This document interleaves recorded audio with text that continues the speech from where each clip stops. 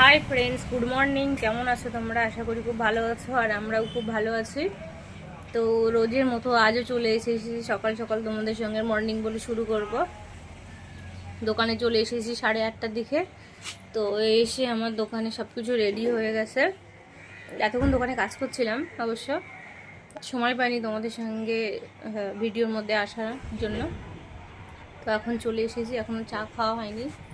এখন 10টা 5 হয়ে গেছে, চা খাইনি এখনও। তো ভাবছি খিদে পেয়ে গেছে আজকে সকালবেলা, তো ভাবছি সকাল সকাল আজকে টিফিনটাই করে নিই, পরে চা খাবো। অন্যদিন আমি আগে চা খাই পরে টিফিন করি, কিন্তু না, আজকে খুব খিদে পাচ্ছে বলে আজকে এখন টিফিন করব।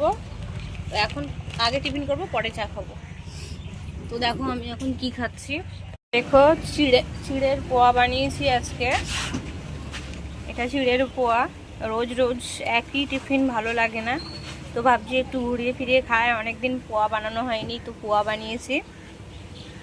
তোমরা কারা কারা পোয়া খেতে ভালোবাসো প্লিজ কমেন্ট করবে। সেটা চিড়ের পোয়া। তোমরা চাইলে আমার কাছ থেকে রেসিপি নিতেই পারো, কোনো অসুবিধা নেই। কমেন্ট করবে কিভাবে চিড়ের পোয়া বানাতে হয়, আমি রেসিপি বলে দেবো। তো চলো আমি তার মধ্যে টিফিনটা করে নিই।